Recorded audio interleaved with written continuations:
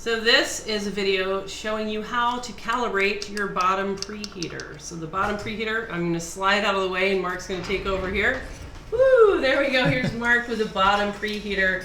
And when we've noticed, as we've started using different ones around the shop with students, that they're all over the map when they come out of the box as far as their actual temperatures. So Mark, tell us what you have found with calibrating these things. Seems pretty easy to do.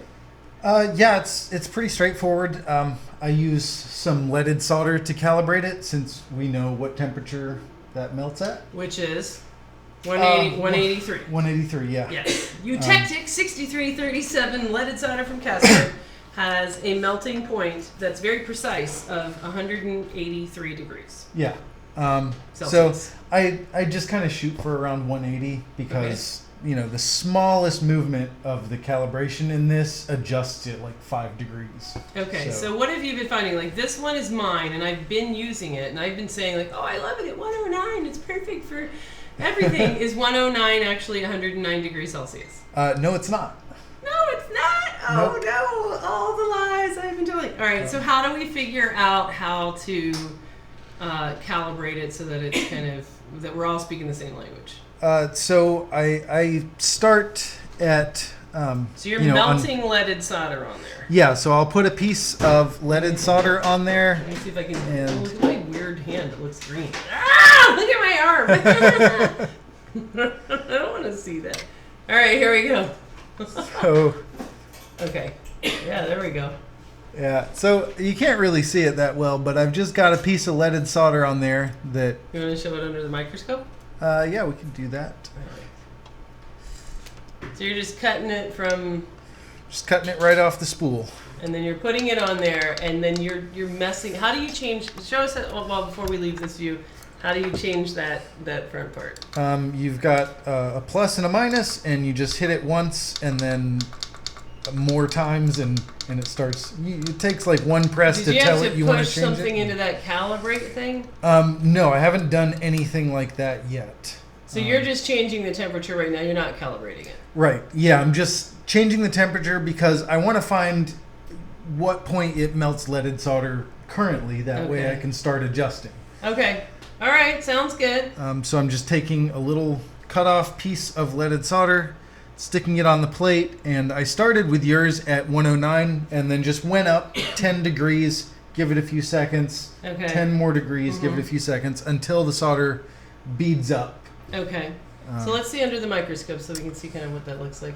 So if you might have to run the show here. Yeah. Let's So see. if you make hand cam go away, then it's automatically on microscope. All right, there we go. Mark's little solder snake.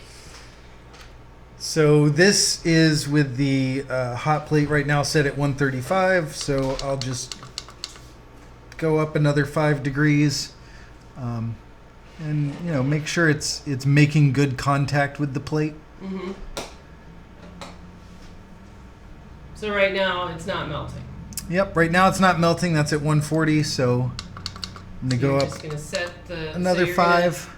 You're looking to find the temperature where it does melt, and then you're gonna hit calibrate or something like that, or I'm gonna find the temperature it does melt to know whether I need to go up or down. Okay. Because you know if it was melting at 200 and I want it to melt at 180, I'm gonna go down. okay, gotcha. So this at 145 is now melting.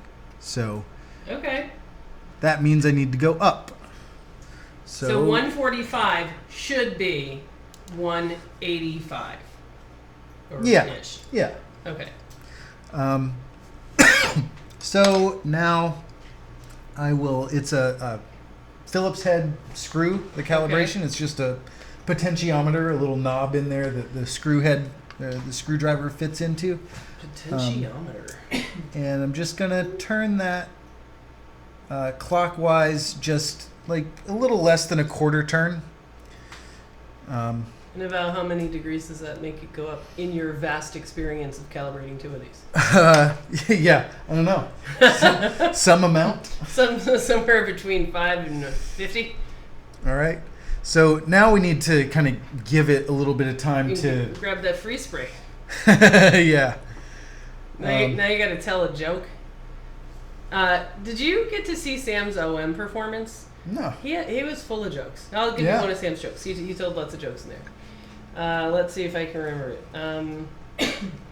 Geez, I don't know if I can remember any of them. One of them was something like, "Hey, what's Chicken's favorite subject in school?" What? Math. Why? You say, "I don't get it." Okay, I don't get it. Neither do I. That was horrible. See, it's pretty funny. That's a classic. It really is kind of funny. I'm just saying. Oh God, I wish he had like a ton of them. Some of them were legitimately funny. All right, so it is no longer melting at 145. Okay. So I will go up 10 degrees to 155. Give it a second to heat up. See if it melts. Where can I find a schedule for an iPhone? A schedule for iPhone? Mm-hmm. I don't know what that means. All right, so we're not melting at 155, so I'll go up 10 more to 165.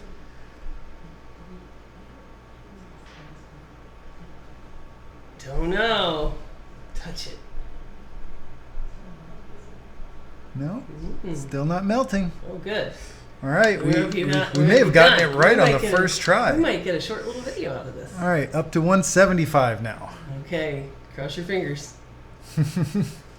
Now, what's good about having it calibrated is because it lets you do things like you were working on cleaning CPU pads this week, and you were finding that if you went over them with leaded, tell us about that a little bit and how this knowing your temperature helps you. Hey, it beat it up. All right. What's that temperature? 175. Close enough. Are you gonna try to make it go to 183? That'd be cool. I'm gonna turn it up just a little bit more. So that was maybe an eighth of a turn, if that.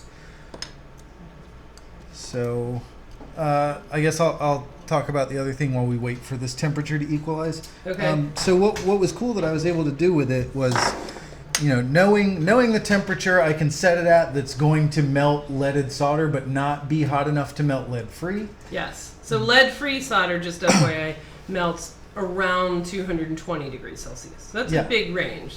So if you can work in the 183, 184, 190 range, then you can work on leaded solder stuff, knowing for sure that you're not bothering the lead-free stuff. And because it's slowly raising up to that temperature, this lead-free solder does degas at lower temperatures. Even though it's not melted, it does start releasing gases.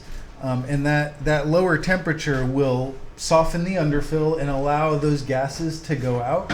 So there's no chance of the cold joints you would get if you heated it up to that temperature really quickly.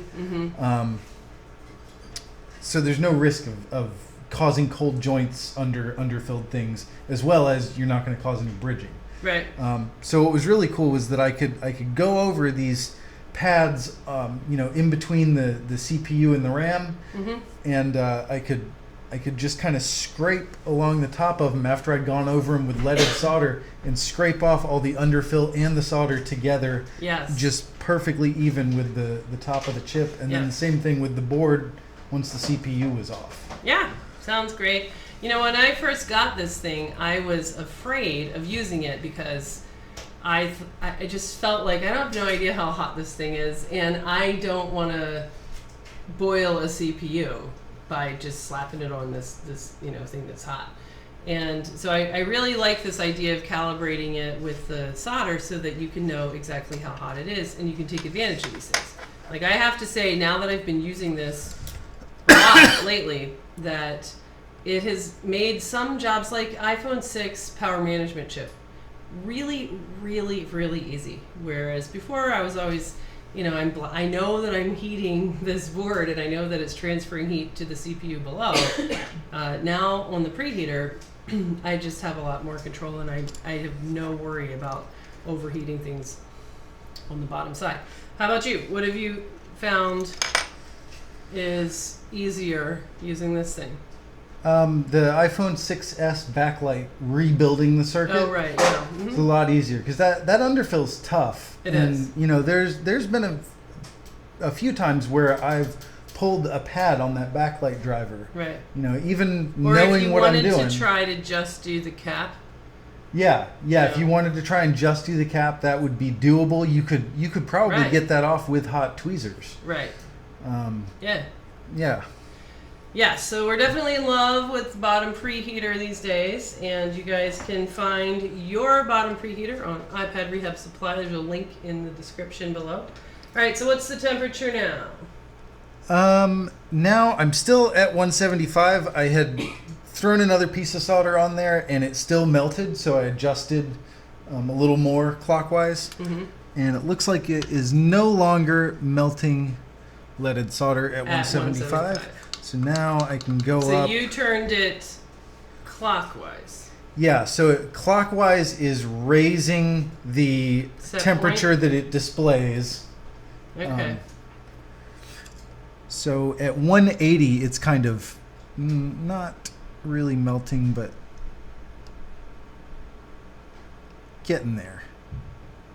It's getting soft. Okay. So let's see if I got it perfect. I set it to 183. Let's check on chat. Let's see.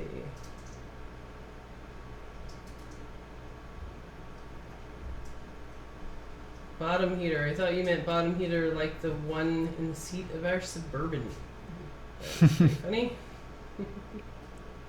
All right, Ben Nash wants to know if our bottom preheater had live voltage on the housing of it. No, it did not, but I certainly haven't forgotten that yours did, so we've been making a point to check for that.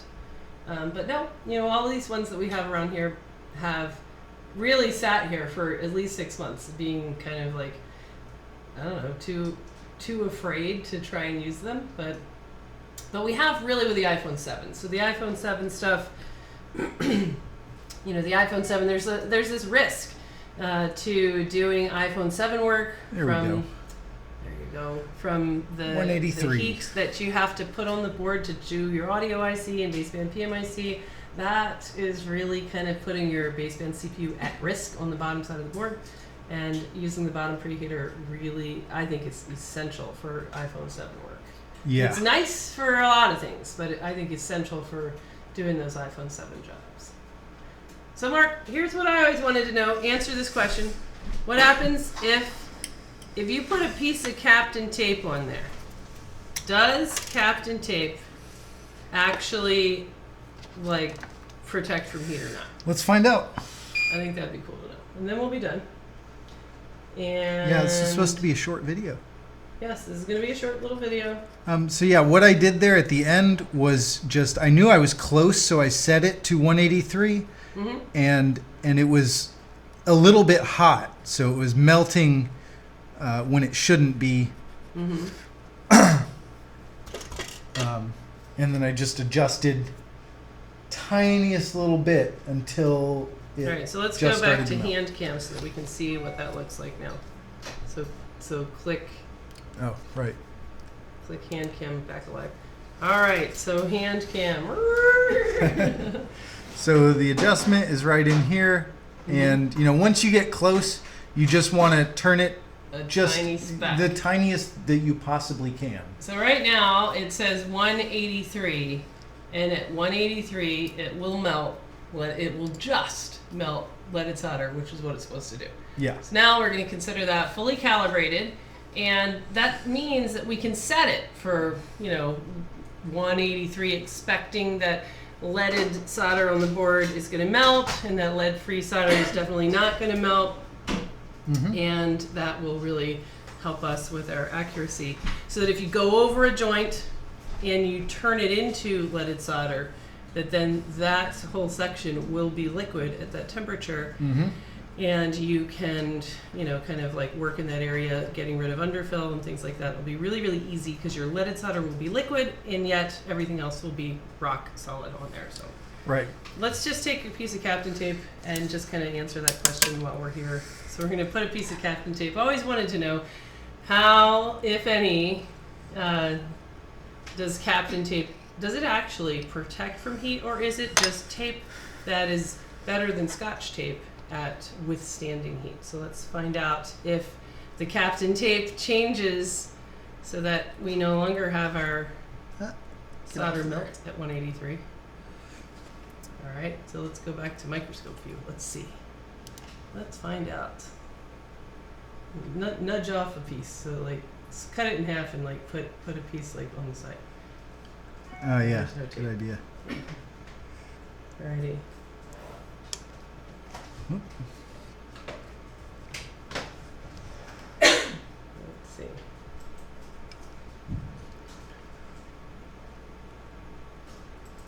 This thing's all frozen up. What temperature do you set them at? Well, we want it to set it so that leaded solder will melt at 183. I'd like to, I like how your mind is calibrated now, but on the next one I would kind of want to know how many degrees does that Captain Tape like protect? Yeah, well, I was gonna.